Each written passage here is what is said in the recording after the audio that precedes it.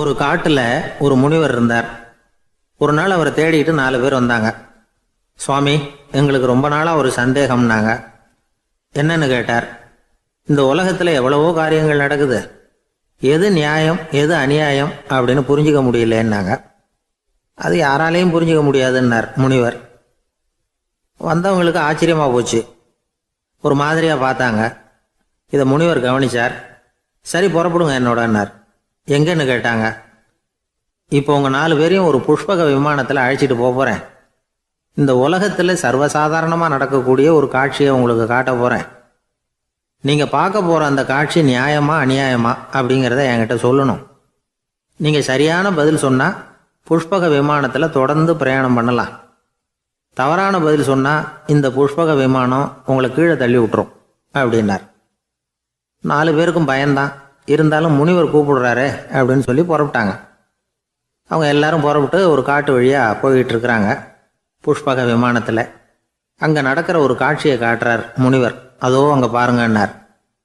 அந்த விமானத்தில் இருந்தபடியே எல்லாரும் கீழே குனிஞ்சு பார்க்குறாங்க. அங்கே ஒரு தாய் புலி அப்போ தான் குட்டி போட்டிருக்கு. குட்டிகளை ஈன்ற உடனே பசிக்கு இறை தேடி அந்த பக்கமாக வருது.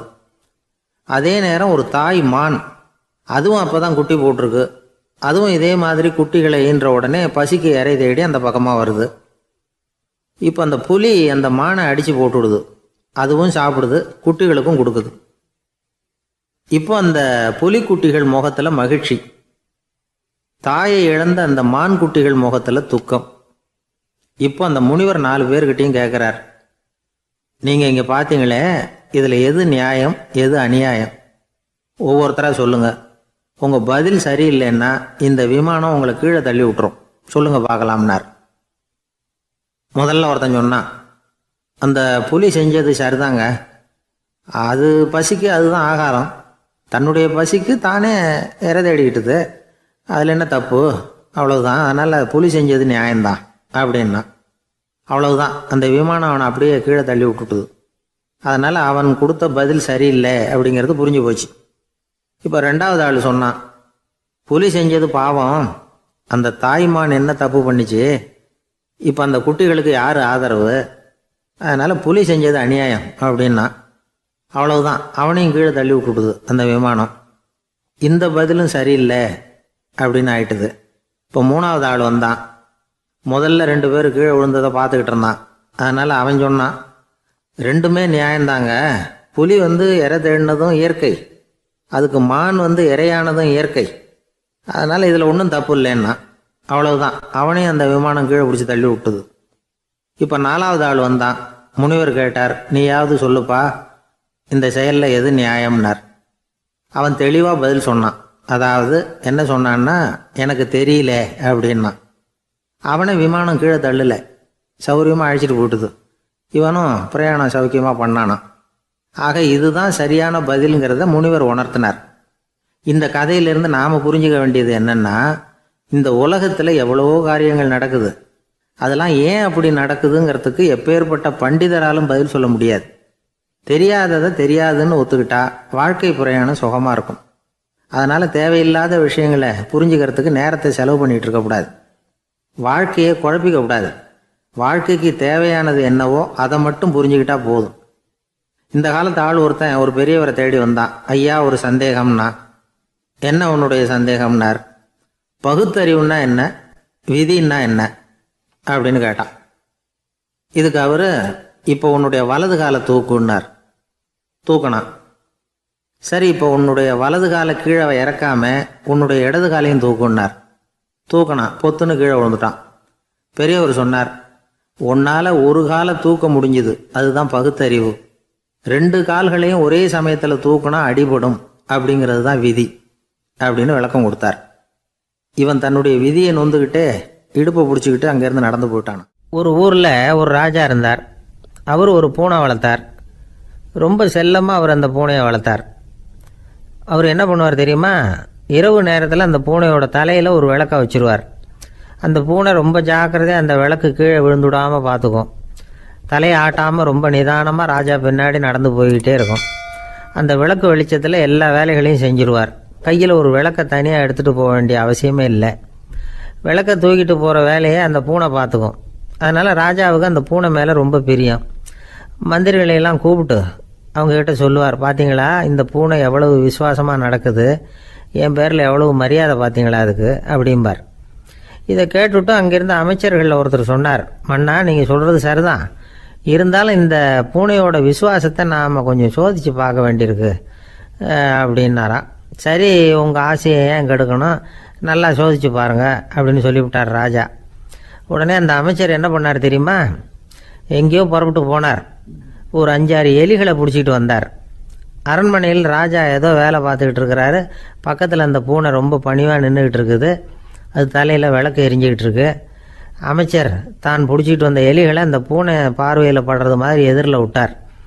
அந்த எலிகள்லாம் அங்கேயும் இங்கேயும் ஓட ஆரம்பிச்சிது. அதை பார்த்தது பூனை, அவ்வளவுதான். தலையில் இருக்கிற விளக்கை பற்றியும் கவலைப்படலை, ராஜாவை பற்றியும் கவலைப்படலை.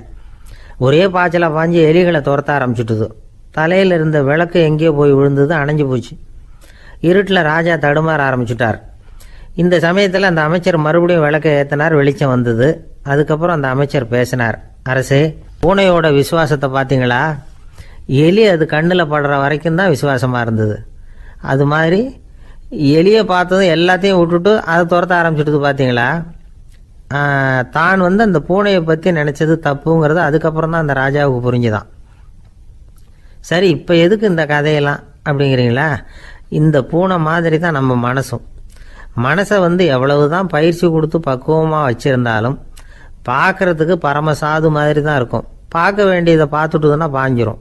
இந்த பூனை மாதிரி புலன் இன்ப பொருள்கள் கிட்டாத வரைக்கும் மனம் அடங்கி இருக்கிறது மாதிரி தான் தெரியும். கொஞ்சம் வாய்ப்பு கிடைச்சாலும் அது குதிக்க ஆரம்பிச்சிடும், தப்பு பண்ண ஆரம்பிச்சிடும். பெரிய பெரிய முனிவர்கள் வாழ்க்கையில் நடந்த வீழ்ச்சி இதை தான் நிரூபிக்குது. புலன்களின் ஆற்றல் அதிகம், அதனால் மனக்கட்டுப்பாடு பயிற்சிகளில் ரொம்ப எச்சரிக்கையாக இருக்கணுங்கிறார் சுவாமி சிவானந்தர். மது பழக்கத்தையே விட்டுவிட்டேன்னு உறுதியாக இருப்பான். கடை கண்ணில் பட்டுவிட்டதுன்னா கால் அவனை கேட்காமலே இழுத்துக்கிட்டு உள்ளே போயிடும். இதுதான் மனசுங்கிறது. அதுதான் அந்த ராஜா வளர்த்த பூனை. நம்மால் ஒருத்தன் அந்த ராஜா பூனை தலையில் விளக்க வச்சது மாதிரி இவன் தன்னுடைய தலையிலேயே ஒரு விளக்கை ஏற்றி வச்சுக்கிட்டு என்னத்தையோ தேட ஆரம்பித்தான். தேடிக்கிட்டு இருக்கிறான். தலையை ஆட்டாமல் நிதானமாக நடந்து ரொம்ப நேரமாக தேடிட்டு இருக்கிறான். அந்த சமயம் அங்கே வந்த ஒருத்தர், என்னத்தை தேடுறீங்கன்னு கேட்டார். அதுதான் மறந்து போச்சு அப்படின்னு இழுத்தான். சரி, கொஞ்சம் இப்படி உட்காருங்க, ஞாபகம் வந்ததும் தேட ஆரம்பிக்கலாம் அப்படின்னார் அவர். இவன் கொஞ்ச நேரம் உட்காந்து யோசித்தான். அப்புறம் திடீர்னு எழுந்திரிச்சான். ஞாபகம் வந்துட்டுதுன்னா. என்னன்னு கேட்டார். எங்கள் வீட்டில் இருந்த விளக்கை எங்கே வச்சேன்னு தெரியல, அதை தான் தேடிக்கிட்டு இருக்கிறேன், ஏற்றி வைக்கலாம்னு பார்க்குறேன் அப்படின்னா. இந்த உலகமே ஒரு நாடக மேடை, நாம் எல்லாரும் நடிகர்கள். இது ஞானிகள் சொல்கிறது. இது ஒரு பக்கம் இருக்கட்டும். இந்த உலகத்துக்குள்ளே எத்தனையோ நாடக மேடைகள், எத்தனையோ நடிகர்கள், எத்தனையோ நாடகங்கள், இதெல்லாம் எப்படி ஆரம்பமாச்சு, அதுதான் இன்றைக்கி தகவல். அதாவது ஆதி மனிதன் பேச ஆரம்பிக்கிறதுக்கு முன்னாடி சைகையாலேயே எல்லாத்தையும் சொல்லிக்கிட்டு இருந்தான். அதனால் அப்போவே நடிப்பு ஆரம்பமாயிட்டுது. முதல்ல ஒரு வேட்டையைத்தான் அவன் நடித்து காட்டியிருப்பான். இவன் எப்படி போனான், எதிரில் மிருகம் எப்படி வந்தது, அதோடு எப்படி சண்டை போட்டான், எப்படி அடித்து கொண்டுகிட்டு வந்தான், இதை அப்படியே மற்றவங்களுக்கு நடித்து காட்டியிருப்பான். ஏன்னா மொழி கிடையாது. இந்த காலத்துலலாம் நாடகங்களில் நடிக்கிறவங்கள நடிகர்கள்ங்கிறோம். ஒரு காலத்தில் இவங்களுக்கு என்ன பேர் தெரியுமா, திஸ்பியர்கள் அப்படின்னு பேரான். இதுக்கு காரணம் உண்டு. அதாவது 2000 வருஷத்துக்கு முன்னாடி கிரீஸ் நாட்டில் திசிபியஸ் அப்படின்னு ஒரு ஆள் இருந்தான். அவன் ஒரு பெரிய நாடக கலைஞன். அவன் சில இளைஞர்களை சேர்த்துக்கிட்டான், பயிற்சி கொடுத்தான், நாடக குழுவை உருவாக்கினான். நடிகர்களையும் நாடகத்துக்கு தேவையான பொருள்களையும் ஏற்றிக்கிட்டு போகிறதுக்கு ஒரு வண்டியையும் தயார் பண்ணான். அந்த வண்டியிலேயே அவன் கிரேக்க நாடு பூராவும் சுற்றினான். ஊர் ஊராக நாடகம் போட்டான். ஒரு ஊருக்கு போனதும் அங்கே நாடகம் நடத்த தியேட்டர் இருக்கா அப்படிங்கலாம் பார்க்கறது இல்லை அவன். ஏன்னா அப்போலாம் தியேட்டர்னா என்னென்ன தெரியாது. நாடகம்னா அது ஒரு மூடிய கொட்டைக்குள்ளே தான் நடத்தணுங்கிறது அப்போ யாருக்குமே தோணலை. இந்த வண்டி போகும், அதுவே ஒரு பகுதி, அப்படியே ஒரு மேடை மாதிரி விரிச்சிக்கும். அதில் ஏறி நின்றுக்கிட்டு நாடகத்தை நடித்து காட்டுவாங்களாம். மக்கள்லாம் எதிரில் தரையில் உட்காந்து அதை பார்த்துக்கிட்டு இருக்கிறது. உலகத்தின் முதல் நடமாடும் தியேட்டர் இதுதானா. இந்த திசிபியஸ் தான் முதலாக உலகத்தில் நாடகம்ங்கிற பொழுதுபோக்கை நடத்தி காட்டினவன் அப்படின்னு சொல்கிறாங்க. அவன் சொந்தமாக நாடகம் எழுதுனா, நடித்தான், நாடகத்தை இயக்கினான். அதனால தான் அவனை first man of the theatre அப்படின்னு சொல்லுவாங்க. அவன் தான் நாடக மேடையின் முன்னோடி. கிரேக்கர் காலத்திலேயே நாடக ஆசிரியர்கள், நடிகர்கள், ரசிகர்கள் இவங்கெல்லாம் உருவாயிட்டாங்களாம். நாடகத்தின் சரித்திரத்தில் இந்த 3 பிரிவும் ரொம்ப முக்கியம். அதாவது கிரேக்க தியேட்டர்கள்லாம் திறந்த வெளி மேடைகள் தான். பெரும்பாலும் மலைச்சரிவுகள், அதுவே படிப்படியாக பண்ணியிருப்பாங்க. கீழே அரைவட்ட வடிவில் மேடை, அதுக்கு ஆர்கெஸ்ட்ரான்னு பேர். பிற்காலத்தில் இதில் உட்காந்து இசைக்குழுவினர் வாய்ச்சதுனால இசைக்குழுவுக்கே ஆர்கெஸ்ட்ராங்கிற பேர் வந்துட்டுது. இப்போ கிரேக்க தியேட்டர்களில் ஒன்று, அதோட காலம் கிமு 340. அதை இன்னமும் பாதுகாத்து வச்சிருக்கிறாங்களாம். எபிடாரஸ் அப்படிங்கிற இடத்துல அது இருக்குதான். இன்னமும் அந்த தியேட்டரை பயன்படுத்திட்டு வர்றாங்களாம். சிறந்த கிரேக்க நாடகங்கள்லாம் அங்கே நடிக்கிறாங்களாம். ஆரம்ப காலத்திலேயே கட்டணம் கிடையாது. அப்புறம் பின்னாடி தான் நுழைவு கட்டணம்லாம் அப்படியே வந்துட்டு தான். நடிகர்கள் பளபளப்பான ஆடைகள் உடுத்தியிருப்பாங்களாம். இந்த குதிகால் உயர்ந்த காலணிகள் போட்டிருப்பாங்களாம். இதெல்லாம் பழைய குறிப்புகள். பலவிதமான உருவங்களில் மாஸ்க் அப்படின்னு சொல்லப்படுற முகமூடி. அதனால ஒரே நடிகர் பல வேடங்களில் நடிக்கிறது உண்டான். ஆரம்பத்தில் பெண் நடிகர்கள் கிடையாது, எல்லாம் ஆண் நடிகர்கள் தான். ரோமானியர்கள் தான் முதல் நிரந்தர நாடக மேடையை கட்டினவங்க. அதுதான் முதல் தியேட்டர். கிமு 1048 காலகட்டத்தில் பாம்பிங்கிற நகரத்தில் அதை கட்டியிருக்கிறாங்களாம். கிரேக்க ரோமானிய தியேட்டர்களின் அடிப்படையிலேயே இந்த இத்தாலிய வடிவ அமைப்பாளர்கள் இந்த குதிரை லாட வடிவில் ஒரு ஆடிட்டோரியத்தை உருவாக்கினாங்களாம். இப்படி அதை பற்றி நிறைய தகவல் இருக்குது. 1576 லண்டனில் இந்த வின்ஸ்பர்ரி, அப்புறம் இந்த பில்ட்ஸில், அப்புறம் ஜேம்ஸ் இப்படிங்கிற ஒரு முயற்சியால் தான் இங்கிலாந்தில் முதல் தியேட்டர் உருவாச்சான். அப்படி ஒருத்தர் இருந்தாராம். உலக நாடக மேடையின் வரலாறு இதுதான். அதாவது இப்பெல்லாம் அறிவியல் வளர்ச்சி அதிகமாயிட்டுது. திரைப்படம், தொலைக்காட்சி எல்லாம் வந்தாச்சு. ஒவ்வொரு வீடுமே ஒரு குட்டி தியேட்டர் மாதிரி ஆயிட்டுது. தொலைக்காட்சி முன்னாடி உட்காந்து எழுந்திருக்கவே மனசு வர்றதில்லை. ஒரு அம்மா ஒரு மனோதத்துவ டாக்டரை தேடிட்டு வந்தாங்களாம் இந்த காலத்தில். டாக்டர், எங்கள் வீட்டுக்காரர் எப்போ பார்த்தாலும் டிவி முன்னாடி உட்காந்துக்கிட்டு அதையே வெறிச்சு பார்த்துக்கிட்டு இருக்கிறார், உத்து பார்த்துக்கிட்டு இருக்கார், எனக்கு சந்தேகமாக இருக்குன்னாங்களாம். இது மனக்கோளாறு இல்லைங்க, ஆர்வக்கோளாறு, அவ்வளவுதான், இதுக்காக பயப்படாதீங்கன்னாராம் டாக்டர். அப்படி இல்லை டாக்டர், டிவி ஓடும் பொழுது நாம எல்லாம் அதை பார்க்குறோம் சரி, ஆனால் அவர் அப்படி இல்லை, டிவியை நிறுத்தினதுக்கு அப்புறமும் அதையே உத்து பார்த்துட்டு உட்காந்துருக்கிறார், அதனால தான் சந்தேகப்பட்டு உங்ககிட்ட வந்தேன் அப்படின்னாங்களாம். இருட்ட கண்டா பயம் உண்டாவதே அது ஏன்? இப்படி ஒரு கேள்வியை ஒரு பெரியவர்கிட்ட கேட்டாங்க. அதுக்கு அவர் பதில் சொல்றார். மனிதனுடைய ஆதிகால வாழ்க்கையில தொற்றி கொண்ட பயம் இது வேரூன்றி இருக்குது, இன்னமும் போகல. 50,000 வருஷங்களுக்கு முன்னாடி மனுஷன் குகைகள்ல வாழ்ந்தான். பகல்ல பயம் இருக்காது, ராத்திரியில மிருகங்கள் தாக்கும், கொல்லும், நிம்மதியா தூங்க கூட முடியாது. அதனால இந்த மனுஷனுக்கு இரவுன்னா மரணம், பயம் அப்படின்னு பழகி போச்சு. மனிதர்களுடைய எல்லா மனசையும் சேர்த்து மொத்தமா ஒரு மனசு உண்டு. மனிதர்களுடைய நினைவு இந்த மொத்த மனசுல பதிஞ்சிருக்கு, பரவுது. இந்த மொத்த மனசுல இருட்டு பற்றிய பயம் பதிந்து நீடிக்குது அப்படிங்கிறார் அவர். இந்த காலத்துல இரவை பகலாக்கிறதுக்கு எவ்வளவோ விளக்குகள்லாம் வந்தாச்சு. ராத்திரியிலேயும் மிருகங்கள் தாக்குங்கிற நிலைமை இல்லை. பாதுகாப்பான வீடுகள், விலங்குகளும் விலகி போயிட்டு, விலங்குகள்லாம் விலகி போயிட்டு, வீடுகளும் பாதுகாப்பா இருக்குது சரி. இருந்தாலும் அந்த பழங்கால பயம் இருட்டு பயம் இன்னமும் மனுஷனை விட்டு போகல. இன்னொரு விஷயம் என்னன்னா, இருட்டுல இருந்து வெளிச்சத்துக்கு வராத மனிதர்கள் இன்னைக்கு அதிகம். ஒரு ஆளு ஆத்துக்கு மீன் பிடிக்கிறதுக்காக போனான், இன்னும் விடியல, அதுக்குள்ள வலையை எடுத்துட்டு கிளம்பி போயிட்டான். வெளிச்சம் வர்றதுக்கு முன்னாடியே போய் சேர்ந்துட்டான். விடிகிற வரைக்கும் என்ன பண்றது, சும்மா கரையிலேயே உட்காந்து காலாட்டிட்டு இருக்கிறான். காலில் ஏதோ ஒரு சின்ன மூட்டை தட்டுப்பட்டது. இருட்டில் அது என்னன்னு சரியா தெரியல. மூட்டைக்குள்ள சின்ன சின்ன கல்லா நிறைஞ்சி இருக்குது. சும்மா பொழுது போகணுமேங்கிறதுக்காக இவன் அந்த மூட்டைக்குள்ள இருந்து ஒவ்வொரு கல்லா எடுத்து ஆத்துல வீசிக்கிட்டு இருக்கிறான். விடிகிற வரைக்கும் வேற வேலை இல்லைங்கிறதுனால இப்படி செஞ்சுக்கிட்டே உட்காந்துருக்கிறான். கிழக்க மெதுவா வெளிச்சம் தெரிய ஆரம்பிச்சது, பொழுது விடியறதுக்கான அறிகுறி. இதுக்குள்ள அந்த மூட்டையில இருந்த எல்லா கல்லையும் எடுத்து வீசி எறிஞ்சுட்டான். கடைசியா ஒரே ஒரு கல் மட்டும்தான் கையில பாக்கி இருந்தது. வெளிச்சம் வந்ததும் அந்த கல்லை பார்த்தான், அப்படியே திகைச்சு போயிட்டான். அடடா, இது வரைக்கும் தெரியாம தப்பு பண்ணிட்டோமே அப்படின்னு நினைச்சான். ஏன் தெரியுமா, அவன் கையில இருந்தது வெறும் கல் இல்ல, விலை வசந்த ரத்தன கல். அது இருட்டுல என்னன்னு புரியாததுனால மூட்டையில இருந்த எல்லா ரத்தன கல்லையும் ஆத்துல வீசி எறிஞ்சிருக்கிறான். இப்போ அவனுக்கு அழுகையே வந்துடும் போல இருந்தது. வாழ்க்கையை வசதி ஆக்கிக்கிறதுக்கான வாய்ப்பு அவனுக்கு இருந்தது, இருந்தாலும் இருட்டுல அதை இழந்துட்டான். அந்த வகையில அவனுக்கு கொஞ்சம் அதிர்ஷ்டம் இருந்திருக்குது. அதாவது ஏதோ ஒரு வகையில் இருந்திருக்குது. அதனால தான் அந்த கடைசி கல்ல எரியறதுக்குள்ள வெளிச்சம் வந்துட்டுது. பல பேருக்கு அந்த அளவு கூட அதிர்ஷ்டம் வர்றதில்லை. எல்லாத்தையும் வீசினதுக்கு அப்புறம் தான் வெளிச்சம் வரும். என்னென்னு விவரம் தெரியாமலே எழுந்திரிச்சு வந்துடுவாங்க. வாழ்க்கைங்கிறது ஒரு பெரிய புதையல். அதை புரிஞ்சிக்காம மனுஷன் அதை வீசி எரிஞ்சுக்கிட்டு இருக்கான் அப்படிங்கிறது தான் பெரியவங்க கருத்து. சில பேருக்கு புரிஞ்சுக்கிற நேரம் வரும், அதுக்குள்ள வாழ்நாள்லாம் ஓடி போயிருக்கும். அதுக்கப்புறம் என்ன பண்றது? நம்மால் ஒருத்தன் கையில் ஒரு சின்ன பையோட வந்துகிட்டு இருந்தான்.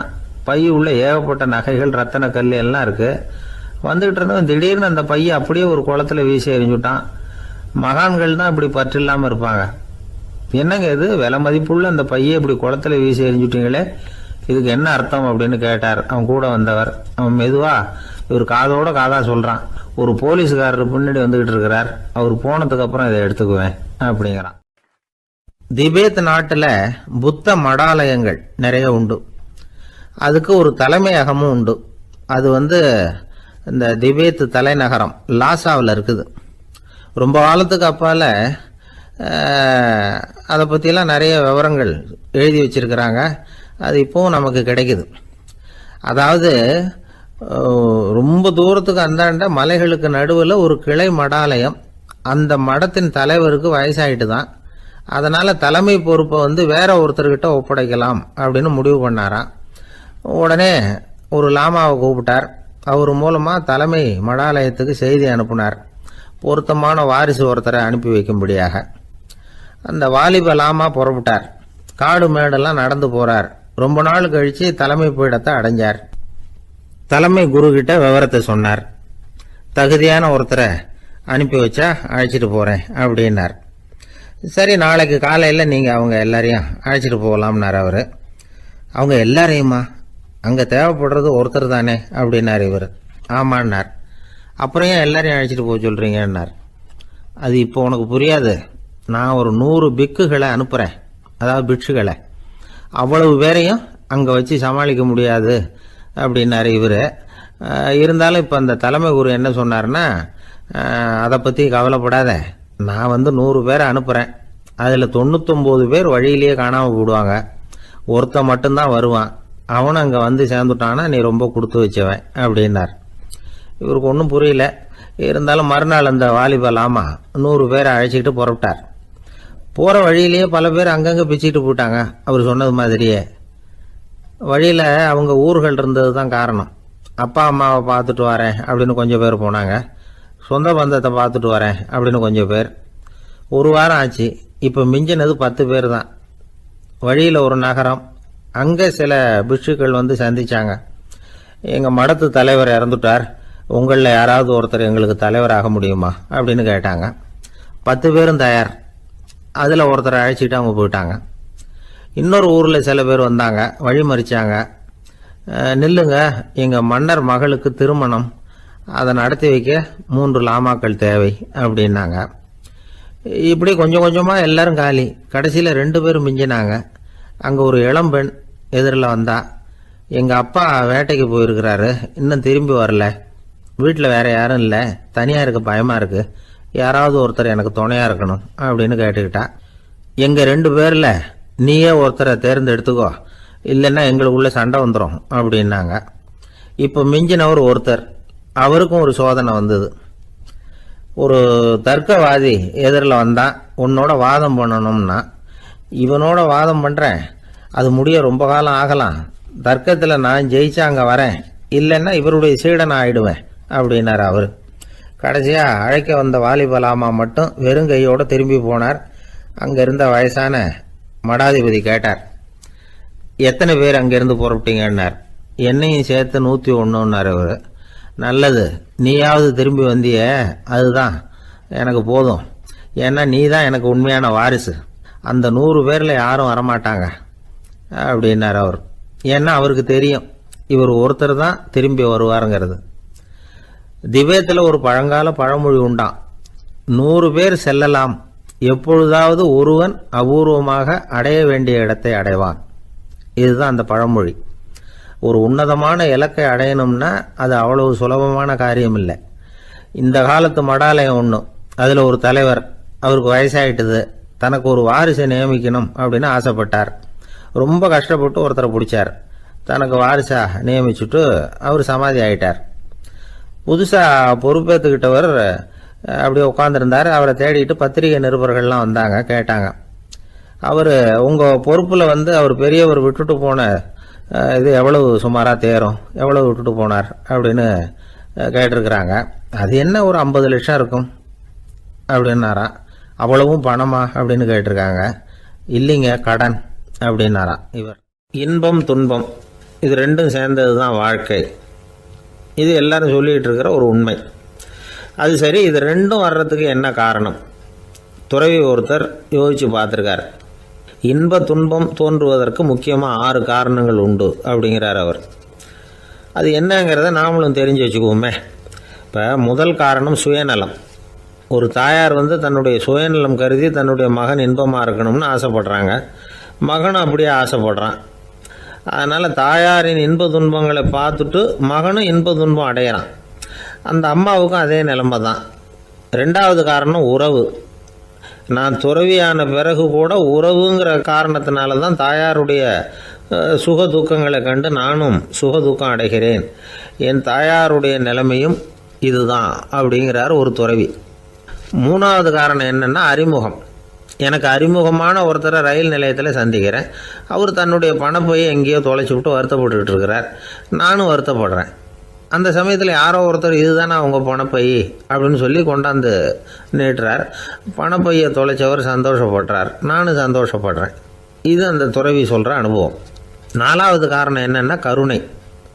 எனக்கு முன்னே தெரியாத ஒருத்தனை யாரோ ஒருத்தன் அடித்து காயப்படுத்தி போடுறான். கருணை காரணமாக நான் அதுக்காக துக்கப்படுறேன். அஞ்சாவது காரணம் எதையும் நம்புறது.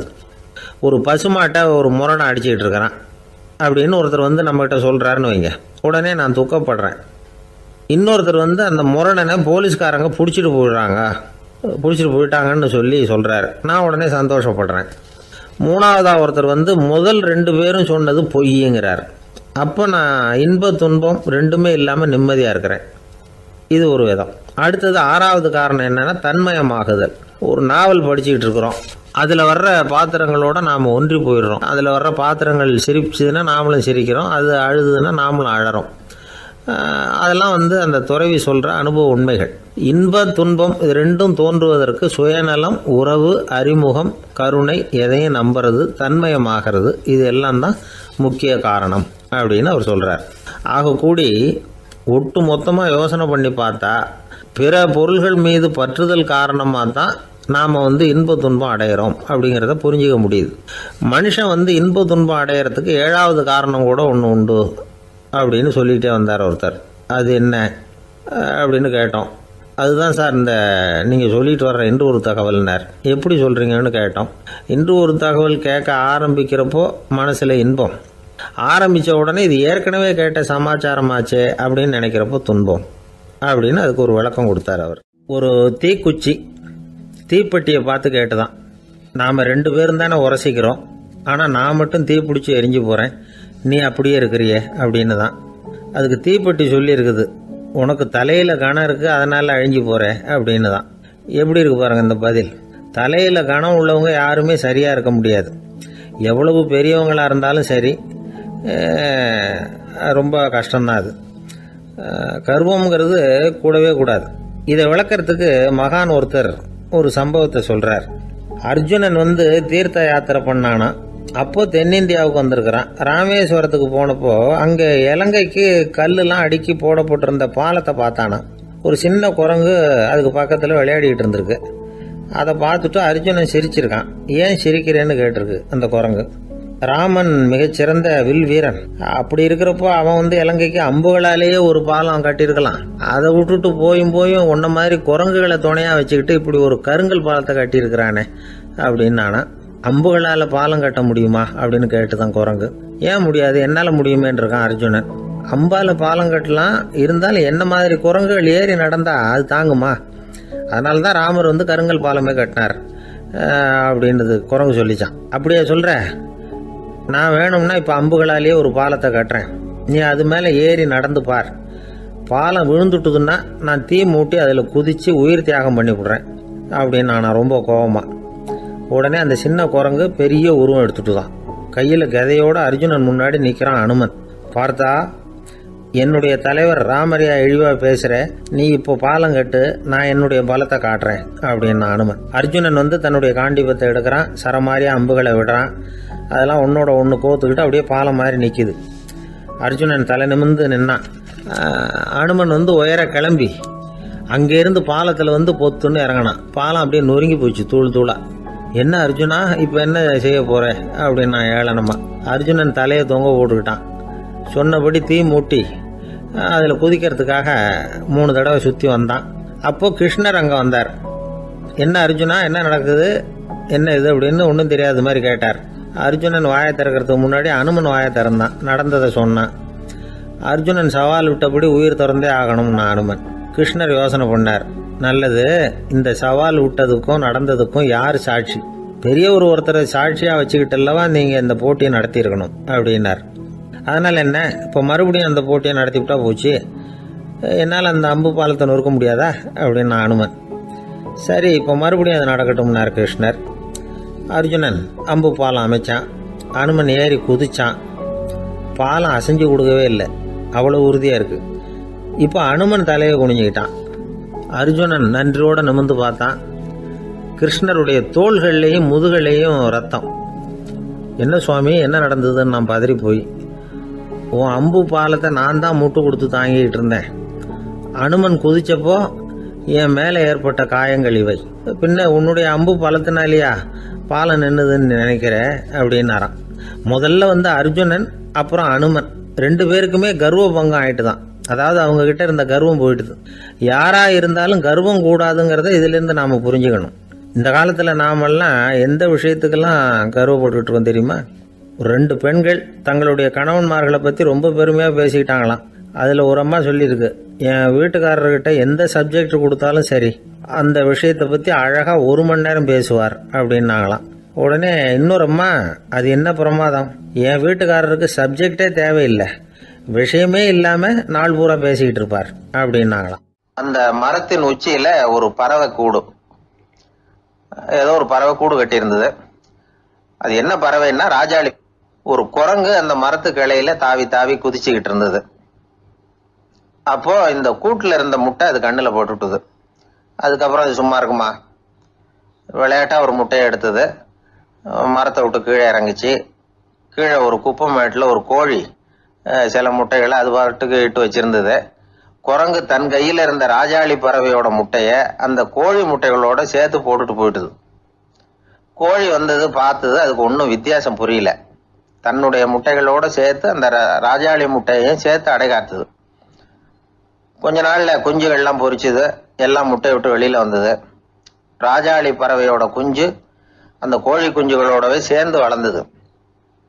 மற்ற கோழி குஞ்சுகள் போலவே இதுவும் குப்பையை கிளறிச்சு புழு பூச்சிகளை சாப்பிட்டுது.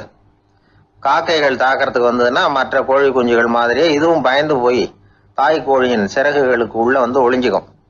இப்படியே கொஞ்ச காலம் போச்சு. குஞ்சுகள்லாம் வளர்ந்து பெருசாயிட்டுது. சிலது சேவல்களாச்சு, சிலது கோழிகளாச்சு.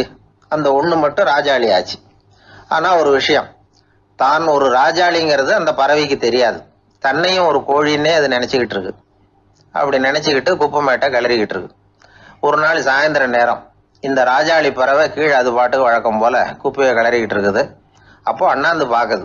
வானத்துல உயரத்துல கூட்டமா ராஜாளி பறவைகள் உல்லாசமா வட்டம் அடிச்சு பறந்துகிட்டு இருக்கு. அதே இது பாக்குது. இதுக்கு மனசுக்குள்ள ஏக்கமா போச்சான். அப்போ இதுக்கு ஆண்டவன் பேர்ல கோபம் வந்துதான்.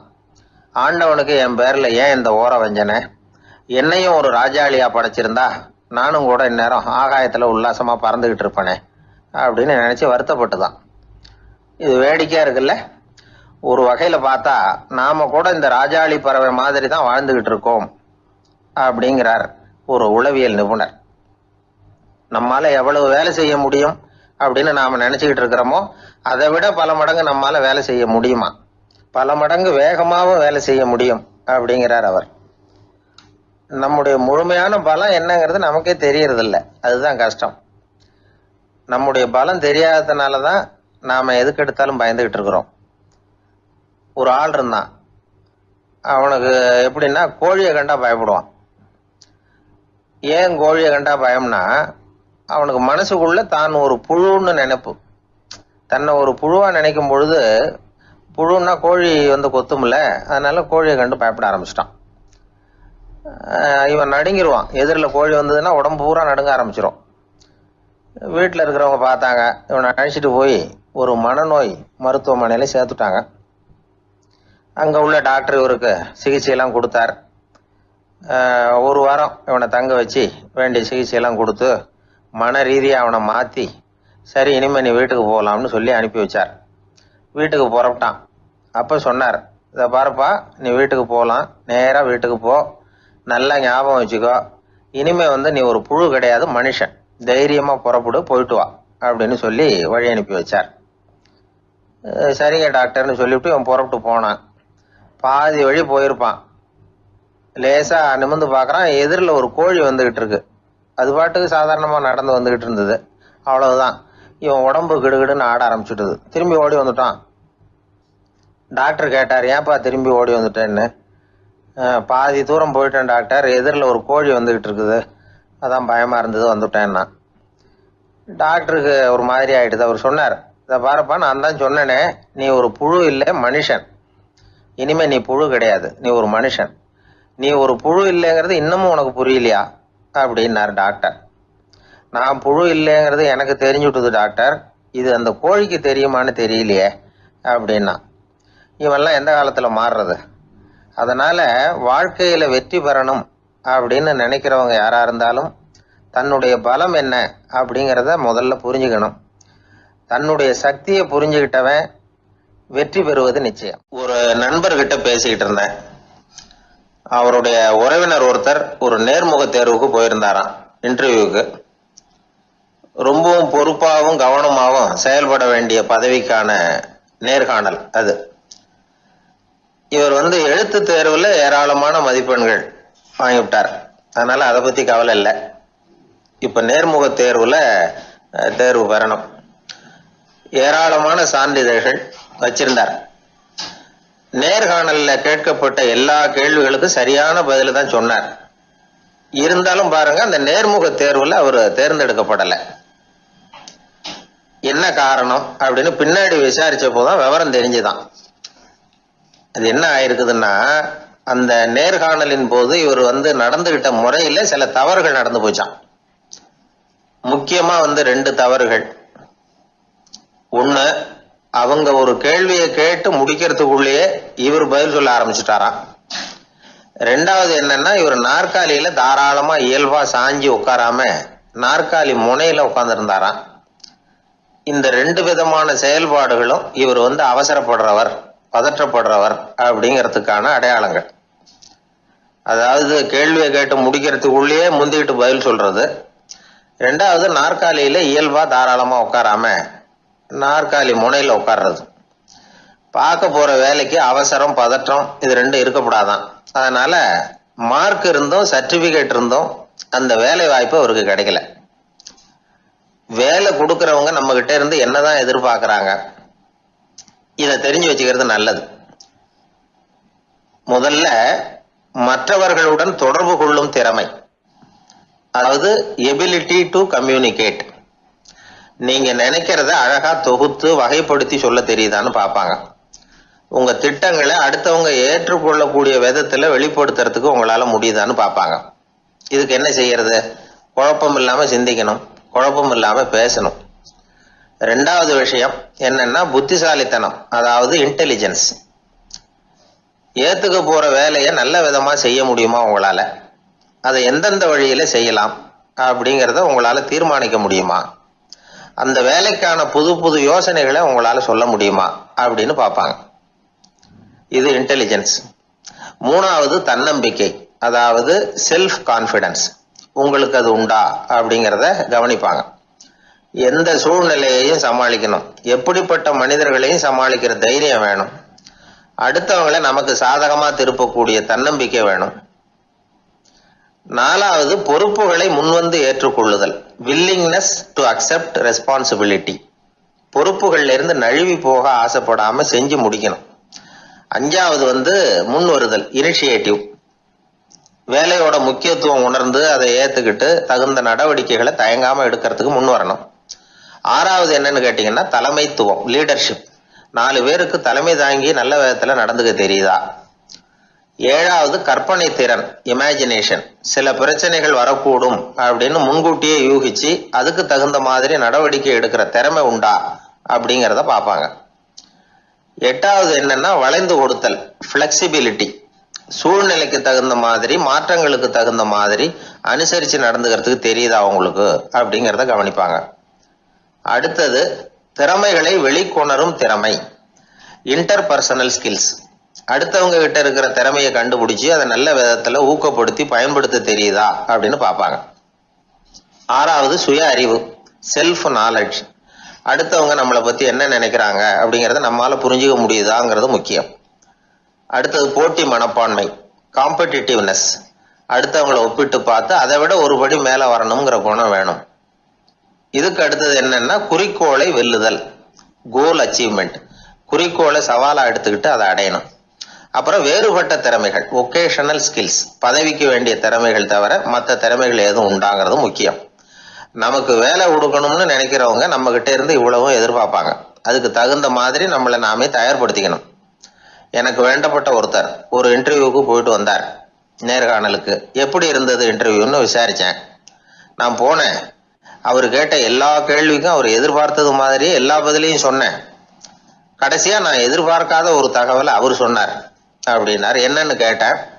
அவரும் என்ன மாதிரியே இன்டர்வியூக்கு வந்தவர் தானா, சும்மா என்ன கேள்வி கேட்டுக்கிட்டு உட்காந்துருந்தாராம் அப்படின்னார். அதனால ஒரு நேர்காணலுக்கு போறதுக்கு முன்னாடி என்ன எதிர்பார்க்கறாங்க அப்படிங்கறத தெரிஞ்சுக்கிட்டு போனா வெற்றி நிச்சயம். என்னை தேடி ஒருத்தர் வந்தார். எனக்கு ரொம்ப நாளா ஒரு சந்தேகம், அதுக்கு உங்களை கேட்டு விளக்கம் பெறணும்னு வந்திருக்கிறேன்னார். என்ன உங்க சந்தேகம்னு கேட்டேன்.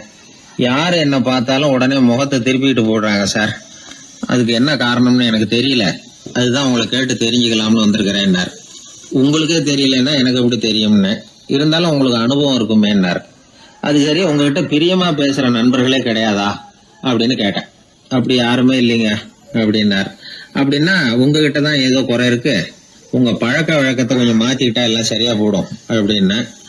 என்ன செய்ய சொல்றீங்கன்னார். உங்களுக்கு நிறைய நண்பர்கள் தேவைன்னு, கிடைக்க மாட்டேங்கிறாங்களேன்னார். அதுக்கு சில வழிகள் இருக்குன்னு. அப்படியானார். அதிகமா நமக்கு நண்பர்கள் கிடைக்கணும்னா அதுக்குன்னு சில உத்திகள் இருக்கிறதாக அமெரிக்க எழுத்தாளர் ஒருத்தர் சொல்லியிருக்கிறார். சரி, அப்படி அவர் என்னதான் சொல்லியிருக்கிறார் அப்படின்னா வரிசையா சொல்றேன் கேட்டுங்க அப்படின்னு சொல்லி அவர்கிட்ட சொல்ல ஆரம்பிச்சேன். அதாவது முதல்ல நாம தெரிஞ்சுக்க வேண்டியது என்னன்னா, எப்ப பார்த்தாலும் நம்மளை பத்தியே பேசிட்டு இருக்க கூடாது.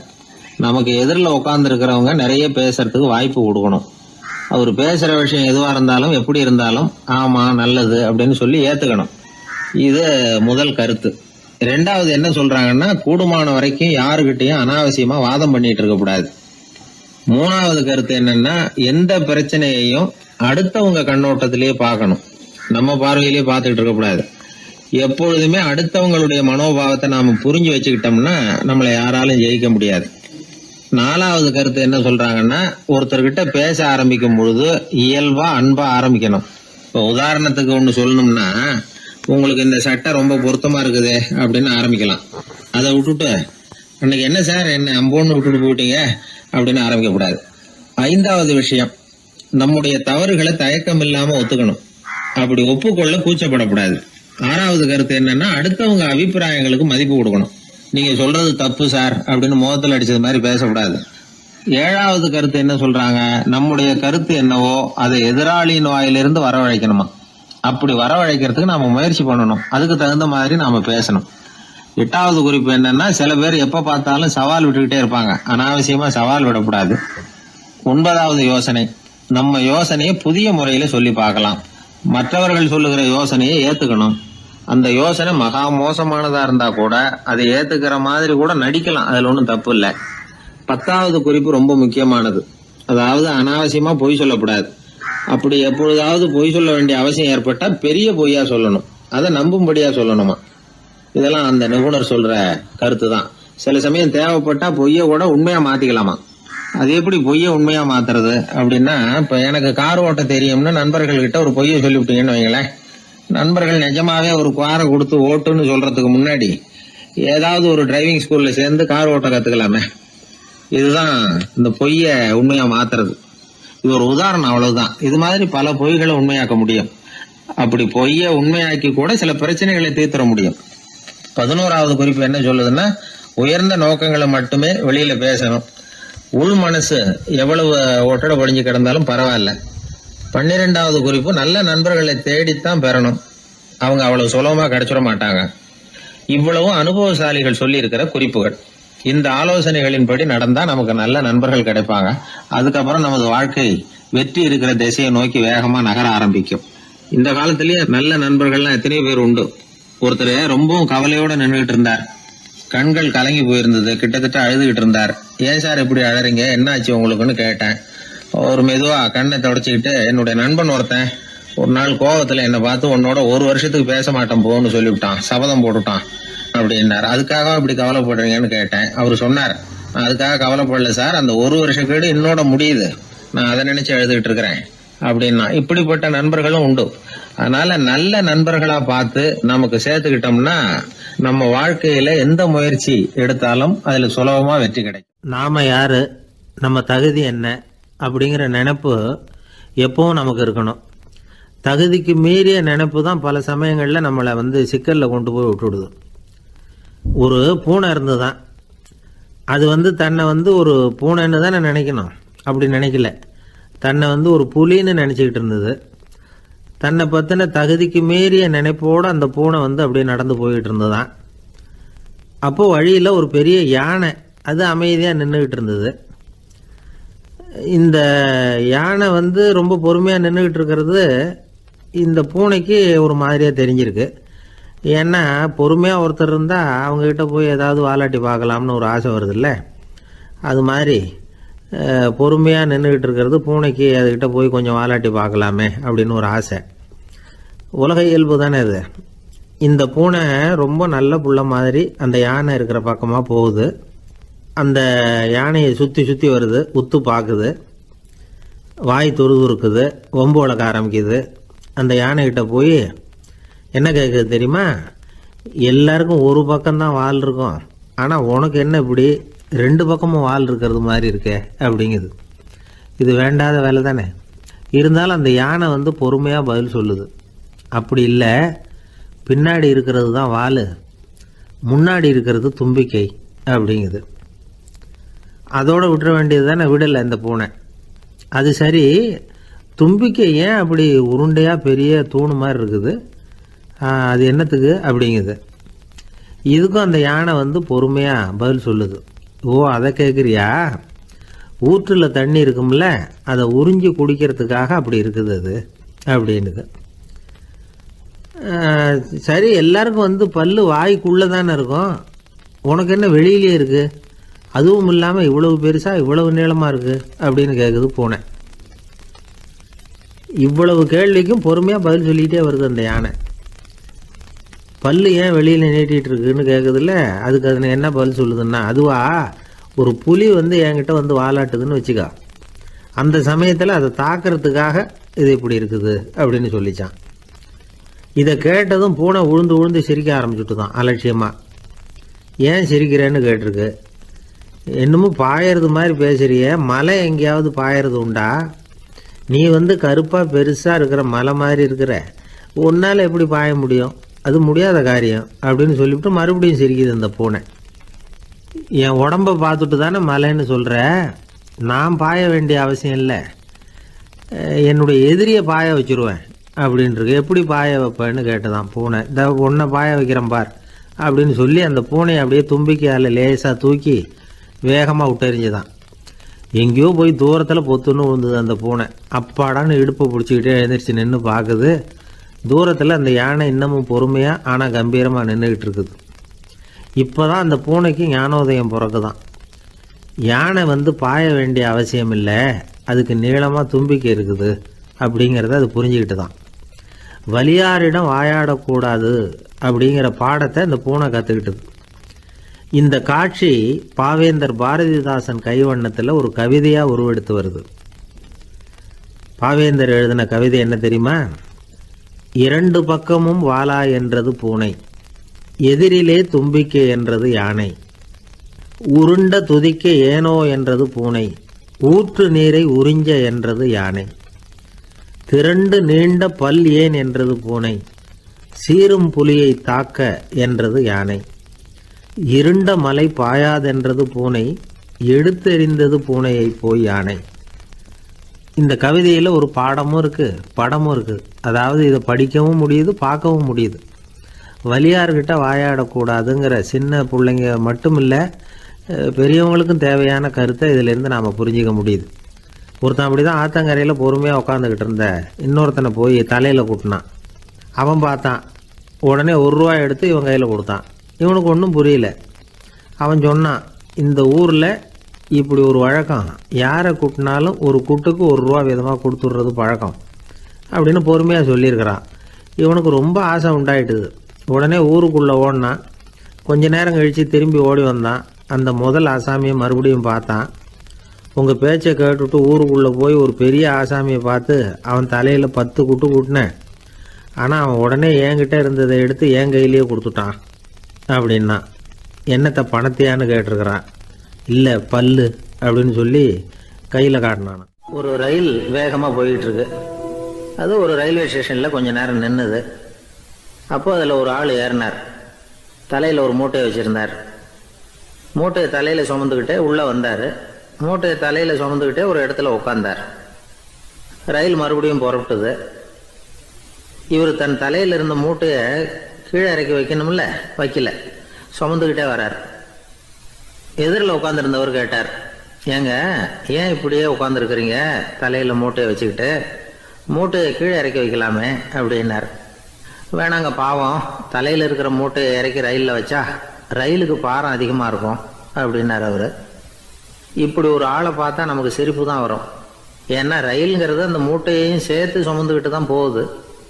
அவன் அந்த மூட்டையை தலையில் வச்சுருந்தாலும் ஒன்று தான், தரையில் வச்சுருந்தாலும் ஒன்று தான்.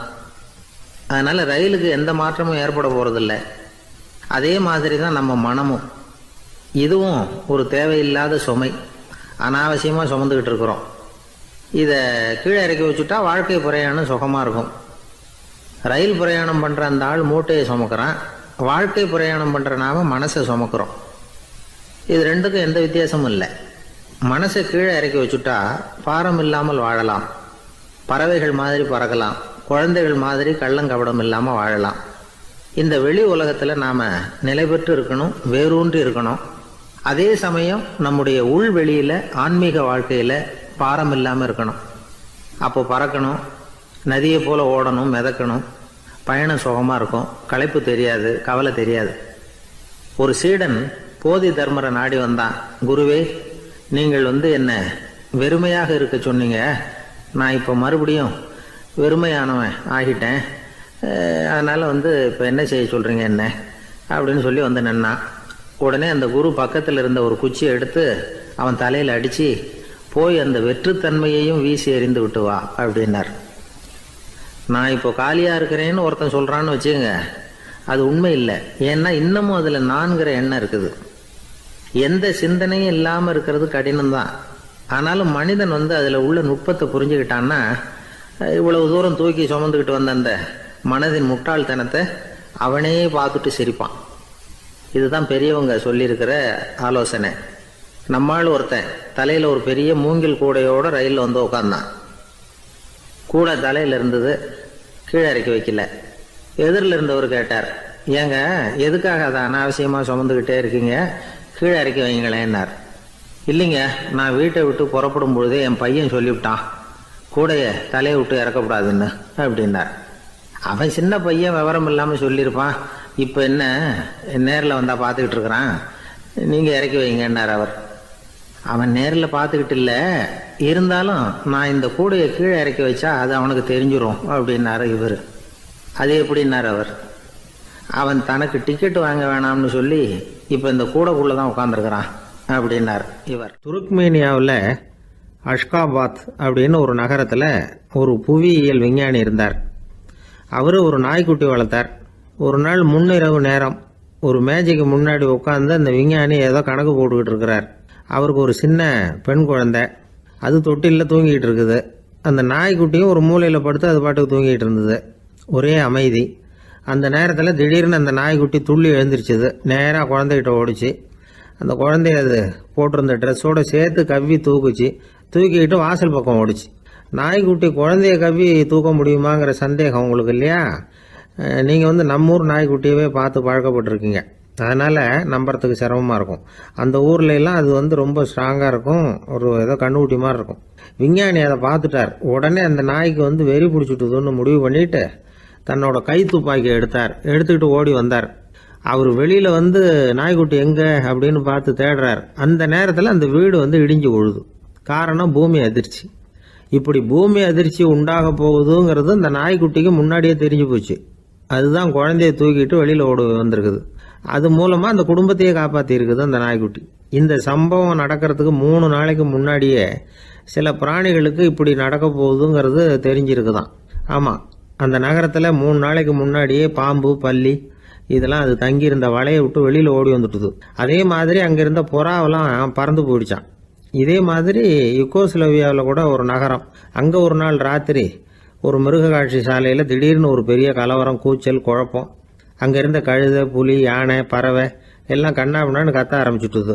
நீர் யானை அதுக்குன்னு போட்டிருந்த தடுப்பையே தாண்டி குதிச்சு வெளியில் வந்துட்டுதான். மறுநாள் தான் எல்லாருக்கும் விஷயம் புரிஞ்சுது. அடுத்த நாள் காலையில் அங்கே பூமி அதிர்ச்சி உண்டாயிட்டுது. இப்போ பாருங்க, அதாவது மனுஷனை போய் தீர்க்க தரிசி அது இதுன்னு சொல்லிட்டு இருக்கிறோம். இவனை விட அது பரவாயில்லைன்னு தோணுது. அதாவது மிருகங்கள் ஒன்று நடக்க போகுதுங்கிறத முன்னாடியே புரிஞ்சுக்குதே. சரி, இதெல்லாம் எப்படி அது முன்கூட்டி புரிஞ்சுக்குது? அதுதான் படைப்பு ரகசியம்.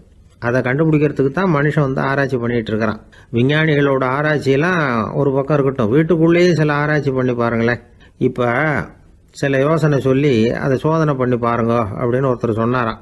அதாவது இப்போ மழை வருமா வராதா அப்படின்னு தெரிஞ்சுக்கணுமா, உடனே ஒரு பூனைக்குட்டி பின்னாடியே மெதுவாக போய் அது என்ன செய்யுதுன்னு கவனித்து பார்க்கணும். பூனைக்குட்டி தன்னோட பாதத்தினால சுகத்தில் அப்படி கீறிக்கிட்டு இருக்கும். அப்படி கீறினா கண்டிப்பாக மழை வரும். சில சமயம் பூனைக்குட்டி அப்படி மல்லாந்து படுத்துக்கிட்டு பாதத்தை உயர தூக்கும். அப்படியும் எப்படியும் புரளும். இப்படி செஞ்சதுன்னா அன்னைக்கும் மழை இருக்காது. அதனால் முன்னாடி இருந்தது மழை வர்றதுக்கு அறிகுறி, இது மழை இல்லைங்கிறதுக்கு அறிகுறி. பறவைகள், பிராணிகள் இதுகளோட நடவடிக்கைகளை பார்த்துட்டு அதையெல்லாம் அடிப்படையாக வச்சு தான் காலநிலையை கண்டுபிடிக்கிற கருவிகளை கண்டுபிடிச்சிருக்கிறாங்க. வாத்து இருக்குல்ல, சில சமயம் தன்னோட அழகை தன்னோட இறகுகளில் அப்படியே புதைச்சிக்கும். அப்படி செஞ்சால் குளிர்காலம் வரப்போகுதுன்னு அர்த்தம். பருவநிலை குளிராக மாறப்போகுதுங்கிறதுக்கு இதுதான் அறிகுறி. சிட்டுக்குருவி இருக்குதுல்ல, அதெல்லாம் புழுதியில் உழுந்து புரளும். சிறகுகளை படபடன்னு அடிச்சுக்கும். அப்படி செஞ்சால் மழை வரப்போகுதுன்னு அர்த்தம். ஒன்று மட்டும் நாம் நல்லா தெரிஞ்சுக்கணும். இயற்கையின் சீற்றம்னு சொல்கிறோம் இல்லையா, இயற்கை ஏன் நம்ம மேலே கோவப்படுது? இயற்கையை நாம் அனுசரித்து போகிறதில்ல, அதனால் கோவப்படுது. காடுகளை அழிக்கப்படாது, விலங்குகளை கொல்லப்படாது, இயற்கை ஏற்படுத்தி வச்சிருக்கிற சமநிலையை கெடுக்கப்படாது. அதை புரிஞ்சுக்கிட்டு வாழ்ந்தோம்னா பூமியும் நடுங்காது, நாமளும் நடுங்க வேண்டிய அவசியம் இருக்காது. ஒருத்தர் இருந்தார், சாராய கடைக்கு போனாராம். நிறைய சாப்பிட்டார். அப்புறம் சொன்னார், இது ரொம்ப அற்புதமான சரக்கு போல இருக்கு. உள்ளே போன உடனே இந்த பூமியே நடுங்கிறது மாதிரி இருக்கு எனக்கு அப்படின்னாராம். இதுக்கு கடைக்காரர் சொல்லியிருக்கார், நீங்கள் சாப்பிட்டது வெறும் பச்சை தண்ணி தாங்க, இப்போ ஏற்பட்டிருக்கிறது நிஜம் பூமி அதிர்ச்சி அப்படின்னாராம். ஒரு ஊரில் ஒரு புகழ்பெற்ற பத்திரிகையாளர் இருந்தார். அவர் ஒரு நாள் திடீர்னு இறந்து போயிட்டார்.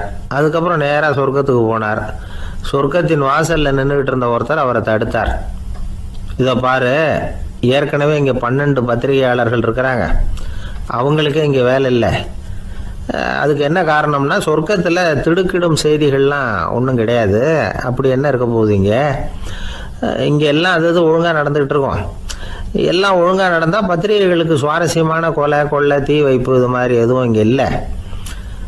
ஏற்கனவே இங்கே இருக்கிறவங்க எல்லாரும் மரத்தடியில் உட்காந்துக்கிட்டு தியானம் பண்ணிகிட்டு இருக்கிறாங்க. அந்த ஒரே செய்தி தான் தினமும் இங்கே வந்துக்கிட்டு இருக்குது. அதை படிக்கிறதுக்கே இங்கே ஆள் கிடையாது. அதனால் நான் என்ன சொல்கிறேன்னா, நீ பேசாமல் நரகத்துக்கே போயிடு. அங்கே எவ்வளவோ நிகழ்ச்சிகள் நடந்துக்கிட்டு இருக்கு. அங்கே தான் அதிகமான பத்திரிகையாளர்கள் தேவைப்படுறாங்க. அங்கே உனக்கு நிறைய வேலை இருக்கும். அதை செய்கிறதில்ல நீயும் மகிழ்ச்சியாக இருக்கலாம் அப்படின்னு சொன்னாராம். அங்கே அந்த சொர்க்கத்தின் வாசலில் நின்றுக்கிட்டு இருந்தவர். இந்த பத்திரிகையாளர் அங்கேயே நின்று கொஞ்சம் யோசனை பண்ணார். இவருக்கு சொர்க்கத்திலே இருக்கணும்னு தான் ஆசை. அதனால் மெதுவாக அவர்கிட்ட பேசினாராம். ஐயா, என்னை ஒரு 24 மணி நேரம் இங்கே உள்ளே இருக்கிறதுக்கு அனுமதி கொடுங்க.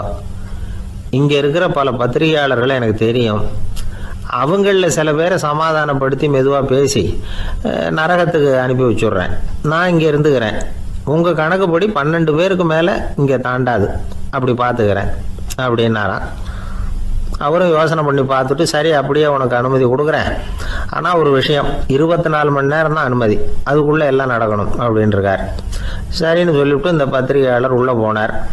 யோசனை பண்ணார், திட்டம் போட்டு ஒரு பொருளையை கிளப்பி விட்டார். சக பத்திரிகையாளர்கள் எல்லாம் கூப்பிட்டு சொன்னாராம், இந்த பாருங்க, நரகத்தில் ஒரு பெரிய தினசரி பேப்பரை கொண்டுகிட்டு வர்றதுக்காக திட்டம் போட்டுக்கிட்டு இருக்காங்க. அதுக்கு பல அதிகாரிகள் தேவைப்படுறாங்க, நிறைய சம்பளம் கிடைக்கும். யார் யாரெல்லாம் நரகத்துக்கு போக ஆசைப்படுறாங்களோ அவங்கெல்லாம் போகலாம் அப்படின்னு ஒரு பொருளையை கிளப்பி விட்டார். 24 மணி நேரம் கழித்து வாசல் பக்கம் போனார். அங்கே இருந்தவர்கிட்ட எத்தனை பேர் வெளியேறினாங்கன்னு விசாரிச்சாராம். அப்போ அவர் இவரை, நீ வெளியே போகக்கூடாது, முதல்ல உள்ளே தான் இருக்கணும் அப்படின்னு தடுத்தாராம். அப்புறம் சொன்னாராம், நீ சொன்ன செய்தியை கேட்டதும் இங்கே இருந்த எல்லா பத்திரிகையாளர்களுமே நரகத்துக்கு போயிட்டாங்கப்பா, உள்ளே யாருமே இல்லை, அதனால் நீ உள்ளே இருக்கலாம் அப்படின்னாராம். இதை கேட்டதும் இந்த பத்திரிகையாளரே குழம்பி போயிட்டார். ஒருவேளை உண்மையிலேயே நரகத்தில் புதுசாக பத்திரிகை ஏதாவது ஆரம்பிக்க போகிறாங்களோ அப்படின்னு அவரே நினைக்க ஆரம்பிச்சிட்டாராம். அப்புறம் சொன்னாராம், ஐயா என்னை விட்டுருங்க, நான் நரகத்துக்கே போயிடுறேன், அங்கே ஏதோ விசேஷம் இருக்கணும் அப்படின்னாராம். இல்லைன்னா இத்தனை பேரும் ஒட்டு மொத்தமாக அங்கே போகிறதுக்கு சான்ஸே இல்லை, என்னை தடுக்காதீங்கன்னு கெஞ்ச ஆரம்பிச்சிட்டாராம். மற்றவங்க நம்பணுங்கிறதுக்காக ஒரு பொருளையை கிளப்பி விட்டார். கடைசியில் தானே அந்த பொருளைக்கு ஆளாயிட்டார். அதாவது பிறரை ஏமாற்றிய அவரது மனம் கடைசியில் அவரையே ஏமாற்ற ஆரம்பிச்சுட்டு பாருங்க. நீங்கள் இப்படி அடுத்தவங்களை ஏமாத்துறதுக்கு உங்கள் மனசை பழக்கப்படுத்துறீங்க, ஆனால் கடைசியில் அதனால் நீங்களே ஏமாற்றப்படுகிறீர்கள் அப்படிங்கிறது பெரியவர்களுடைய புத்திமதி. அதனால் உங்கள் மனசுக்கிட்ட ரொம்ப எச்சரிக்கையாக இருங்கோ அப்படிங்கிறாங்க. நம்ம ஆளுங்க அங்கே போய் என்ன சொல்லுவாங்கன்னா, இந்த பாரு அங்கே போகாத இங்கே போகாதேன்னு பயமுறுத்துறது உண்டு. சில பேர் அங்கே பேய் இருக்குது, பிசாசு இருக்குது அப்படின்னு பொருளையை கிளப்பி விடுறது உண்டு. இருட்டு நேரம் காட்டு வழியாக ஒருத்தன் போய்கிட்டு இருக்கிறான். அங்கே பேய் பிசாசு நடமாட்டம் இருக்கிறதாக வதந்தி. இவன் பயந்துக்கிட்டே வேகமாக போகிறான். காடு முடிஞ்சு மெயின் ரோட்டுக்கு வந்து சேர்ந்தான். அப்பாடா, ஒரு பஸ்ஸு நின்றுக்கிட்டு இருக்கு தனியாக, இருட்டில் லேசாக தெரிஞ்சுது. ஓடி போய் ஏறி உள்ளே உட்காந்துக்கிட்டான். பயந்துக்கிட்டே போனவன் அப்புறம் தான் தெரியுது உள்ள யாருமே இல்லை, டிரைவரும் இல்லை, கண்டக்டரும் இல்லை, வேற யாரும் இல்லை. இவனுக்கு பேய் பயம் அதிகமாக போட்டுது. ஏன்னா நடு ராத்திரி, இந்த நேரம் பார்த்து அந்த பஸ்ஸு தானே நகர ஆரம்பிச்சுதான். இவனுக்கு இன்னும் பயம் அதிகமாக போட்டுது. ஏன்னா டிரைவர் சீட்டு காலியாக இருக்குது, பஸ்ஸு நகருது. இவன் உடம்பு பூரா நடுங்க ஆரம்பிச்சுட்டுது.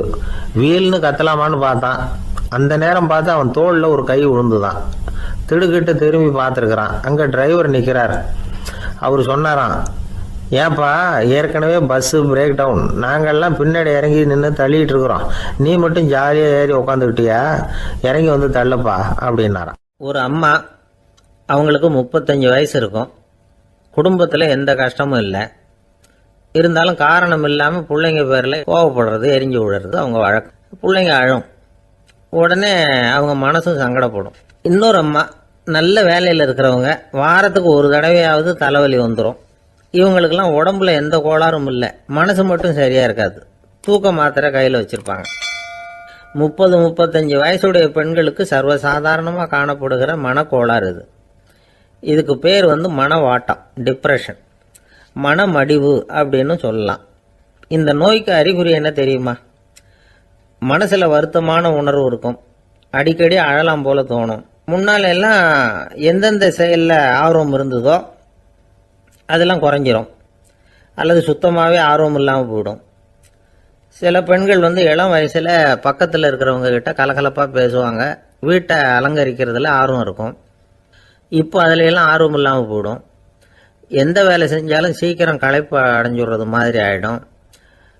நமக்கு யாருமே உதவியாக இல்லை, நம்ம எல்லாரும் கை விட்டுட்டாங்க போல இருக்குதே அப்படிங்கிற உணர்வுலாம் உண்டாகும். தன்னைத்தானே குறை சொல்லிக்குவாங்க, நாம் தப்பு பண்ணிவிட்டோம் போல இருக்குதே அப்படின்னு தோணும். குற்றம் பண்ணிட்டதா நினச்சி கஷ்டப்படுவாங்க. பசி இருக்காது, தூக்கத்தில் தொந்தரவு இருக்கும். அடிக்கடி செத்து போடலாங்கிற உணர்வு வரும், தற்கொலை பண்ணிக்கலாங்கிற எண்ணம் உண்டாகும். சில பேர் தற்கொலை முயற்சியில் கூட ஈடுபடுவாங்க. சில பேருக்கு பலவிதமான உடல் வலிகள் இருக்கும், பலவீனம் இருக்கும், சீக்கிரமாக களைப்படைஞ்சு போடுவாங்க. இதெல்லாம் மனவாட்ட நோய்க்கான தன்மைகள்.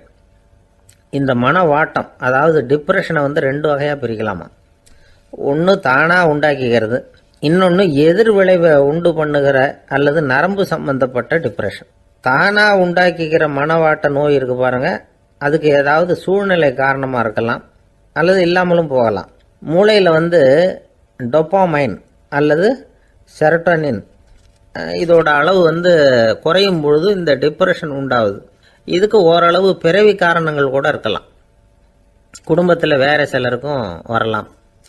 பாதிக்கப்பட்ட பெண்ணை வந்து பார்க்கறதுக்கு பலவீனமாக தெரியும், கடுமையான குற்ற உணர்வு இருக்கும், தனியாக இருக்கிறதுக்கு ஆசைப்படுவாங்க, நடு ராத்திரியில் எழுந்திரிச்சு உட்காந்து கஷ்டப்பட்டுக்கிட்டு இருப்பாங்க, கொடூரமான முறையில் தற்கொலை பண்ணிக்க முயற்சி பண்ணுவாங்க, தீ வச்சுக்கிறது, அமிலத்தை குடிக்கிறது, தூக்கில் தூங்குறது. இப்படி தானாக வரவழைச்சிக்கிற மனவாட்ட நோய் வந்து மறையக்கூடிய நோய்.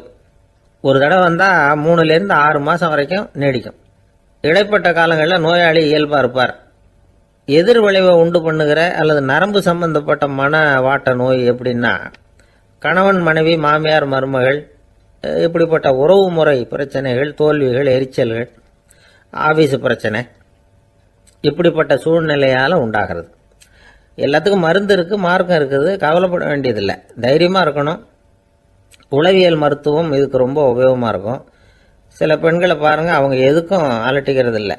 ஒரு அம்மா அப்படி தான் தன்னுடைய கணவனை அழைச்சிக்கிட்டு ஒரு மனநோய் மருத்துவர்கிட்ட வந்தாங்க. டாக்டர், எங்கள் வீட்டுக்காரர் திடீர்னு ஒரு மாதிரி ஆயிட்டார், வித்தியாசமாக நடந்துகிறார்.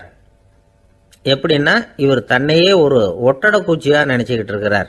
அப்படி நினச்சிக்கிட்டு தன்னுடைய தலையாலேயே வீட்டில் உள்ள ஒட்டடையெல்லாம் தொடச்சிக்கிட்டு இருக்கிறார் அப்படின்னாங்க. எவ்வளவு நாளாக அப்படி இருக்குதுன்னு கேட்டார் டாக்டர். 1 வாரமாக அப்படி இருக்குது அப்படின்னாங்க அந்த அம்மா. அப்படின்னா முன்னாடியே ஏன் அழைச்சிட்டு வரல அப்படின்னு கேட்டார் டாக்டர். வீடு பூரா சுத்தமாகட்டுமேனு பார்த்துக்கிட்டு இருந்தேன் டாக்டர் அப்படின்னாங்களாம் அந்த அம்மா. துஷ்டரை கண்டால் தூர விலகு, இப்படி ஒரு பழமொழி உண்டு. எதுக்காக இப்படி சொல்லி வச்சாங்க? துஷ்டன் ஏதாவது தொந்தரவு கொடுப்பான், அதனால் அவனை கண்டா பயந்துக்கிட்டு ஓடி ஒளிஞ்சிக்கோ அப்படின்னா இதுக்கு அர்த்தம் அப்படி இல்லை. ஒரு துஷ்டன் கிட்ட நெருங்கி போறோம்னு வச்சுக்கோங்க, அவன் நமக்கு கெடுதலான ஆலோசனைகள் எதையும் சொல்லலாம், அல்லது அவன் தீய உணர்வுகள் உள்ளவனா இருக்கலாம், அல்லது தீய செயல்கள் செய்யக்கூடியவனா இருக்கலாம், அல்லது தீய நட்புனால அவன் ஏற்கனவே கெட்டு போனவனா கூட இருக்கலாம். இப்படிப்பட்டவனை நெருங்கி போனா அவனோட பாதிப்பு நமக்கும் வந்துடும். அதனால விலகி போ அப்படின்னு சொல்றாங்க. இதையே கொஞ்சம் விவரமா இப்ப பார்ப்போமே. இப்ப இந்த துஷ்டர்களை வந்து 4 வகையா பிரிக்கிறாங்க. இந்த 4 வகைக்கும் உதாரணம் வேணும்னா வேற எங்கேயும் போக வேண்டியதில்லை, மகாபாரதத்தை பார்த்தாவே போதும். அதுல இந்த 4 வகையான தீயோரும் வர்றாங்க. முதல் வகைக்கு உதாரணம் சகுனி. இவன் மனசுல எப்பவும் தீய எண்ணங்கள் தான் நிறைஞ்சி இருக்கும், கனவுல கூட தீய ஆலோசனைகள். யாராவது ஒருத்தர் நல்லபடியா வாழ்ந்தா அதை இவனால சகிச்சிக்க முடியாது. இப்படிப்பட்டவனோட நெருங்கிய தொடர்பு துரியோதனனுக்கு கிடைச்சது. துரியோதனன் எப்படின்னா, அவன் ஏற்கனவே தீய காரியங்கள் செய்யறதுக்கு தயங்காதவன். அப்படிப்பட்டவனுக்கு தீய போதனைகள் செய்யறதுக்கு சகுனி உதவுனா. இந்த 2 பேரோட சகவாசம் இன்னொருத்தனுக்கு கிடைச்சது. அவன் யாருன்னா துச்சாதனன். அவன் தீய நடத்தை உள்ளவன். இந்த 3 பேரும் ஒன்னு சேர்ந்தா என்னத்துக்கு ஆகும்? உலகமே கெட்டு போடும்ல. இந்த 3 துஷ்டர்களோட நல்லவன் ஒருத்தன் வந்து சேர்ந்தான், அவன் தான் கர்ணன். கர்ணன் வந்து இயல்பாவே உத்தம குணம் உள்ளவன். அவன் நல்லவங்களோட சேராம இப்படிப்பட்ட கெட்டவங்க கிட்ட வந்து நட்பு வச்சுக்கிட்டான். அதனால அவனும் தீய செயல்களில் ஈடுபடுறது மாதிரி ஆயிடுது. துரியோதனனுடைய நண்பனா அவனுடைய ஆதரவுல வளர்ந்ததுனால அவனுக்கு துணையா இருக்க வேண்டி இருக்குது அப்படின்னா. நட்பு உரிமையினால உதவி புரிய வேண்டியது சரிதான், அது தப்புன்னு சொல்ல முடியாது. இருந்தாலும் தீய செயல்களுக்கு உதவி செய்யறது சரியில்லை. புத்தி பலம், புஜ பலம் எல்லாம் இருந்தா கூட தெய்வ பலம் இல்லைன்னா ஜெயிக்க முடியாது. கர்ணன் வந்து மகா வீரன், இருந்தாலும் கடைசியில் அவன் கதி என்னாச்சு? அவங்ககிட்ட எல்லா நல்ல குணங்களும் இருந்தது, இருந்தாலும் ஏன் இப்படி ஆச்சு? தீயவர்களுடைய சேர்க்கை தான் காரணம். அவங்களோட சேர்ந்ததுனால இவனையும் அப்படியே நினைக்க ஆரம்பிச்சுட்டாங்கல்ல. 4 வகை துஷ்டர்கள்ல இவனும் ஒரு வகை அப்படின்னு சொல்ல ஆரம்பிச்சிட்டாங்க. அதாவது தீய ஆலோசனைக்கு சகுனி, தீய உணர்வுகளுக்கு துரியோதனன், தீய செய்கைக்கு துச்சாதனன், தீய நட்புக்கு கர்ணன். இப்படி உதாரணமாயிட்டான். அதனாலதான் துஷ்டரை கண்டால் தூர விலகு அப்படின்னு சொன்னாங்க. அது புராண காலம். இப்பெல்லாம் நிலைமை கொஞ்சம் வேற விதமா இருக்குது. அன்னைக்கு ஒரு நாள் அப்படிதான் ஒரு காட்டு பாதையில யாரோ ஒருத்தர் அடிபட்டு கிடந்தார்.